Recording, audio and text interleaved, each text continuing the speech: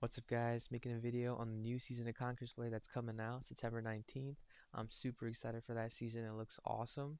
And I kind of wanted to make a video on the history behind the season and where the season gets its inspiration from, which I think is pretty cool. But before I get into that, the images here, these three images, this is what Conquerors Blade gave the community before they revealed what the season was going to be. These were the hints that the community had on what the next season was supposed to be, which is, pretty awesome, cool pictures, right? The first image, uh, I know with the lion, it had me, not only me, but the entire community thinking that, oh my God, Conqueror's Blade is about to give us a Richard the Lionheart season. Like, we're gonna get Richard the Lionheart. He's a Crusader. We're gonna get a Crusader season. We're gonna have some Crusader drip. We're gonna have some Crusader units. It's gonna be so cool, right? And honestly, it was probably the most popular guess that, oh my God, next season is gonna be a Crusader season, right? That's what we all thought, or that was the most popular thought. And then Conqueror's Blade reveals that, whoa, Conqueror's Blade Lionfire. Like, all of a sudden we have Lionfire, right?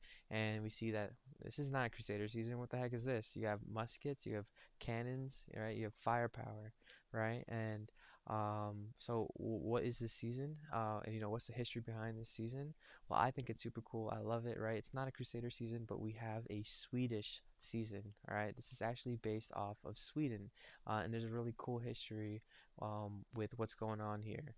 So you can see that says join the warfare revolution, and that's a very big thing, all right?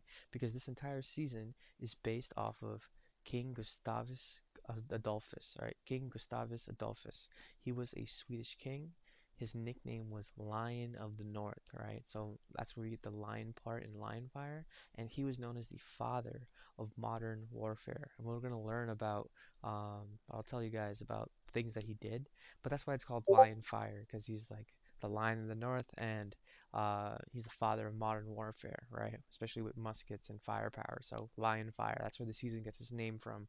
And if you look here, this was the coat of arms that he used to have. And you can see the lions here, right? So that's where he gets his nickname, Lion of the North, right?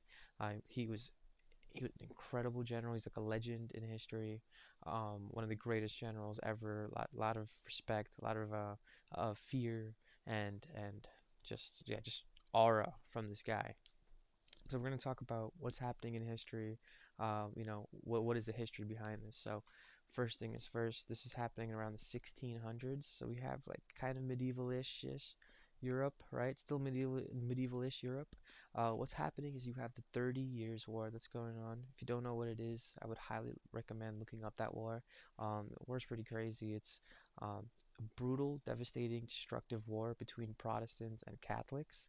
Around 8 million people die, which is a huge toll. It was one of the deadliest wars, especially for a time period like the medieval age. It was a very deadly war, right? For 8 million people to die, including military and civilians, right? It was known to be one of the most brutal wars, right? Because of the troops just raiding villages, killing civilians. It was a very brutal war. Um, and it lasted for 30 years. Like, I'm not even 30 years old, so it's pretty hard to imagine, such a devastating war happening my entire life, right? So 30 years is a very long time. So while this war is going on, King Gustavus Adolphus, he is the king of Sweden, and he's fighting on the Protestant side, and he makes some serious changes to the military, some insane changes that is going to be replicated um, throughout Europe, right? And will get us to the modern age, right? So you're at a point where there was like a medieval era, right? You have infantry, you have swords and pikemen and all these things, right?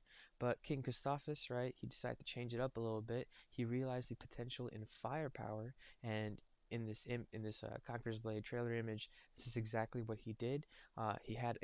He started emphasizing muskets, right, and gunners, and having more gunners and using volley fire. All right, exactly in this picture, it was one of his key tactics, right? He got a bunch of gunners, and he had the first line shoot, right, then reload, go back, and have the next line shoot, right? So this volley fire was a new tactic used in battles to have continuous firing, and it was crazy devastating. So that was one of the things that he did, emphasize more firepower in battles, right, and have more muskets doing volley fire.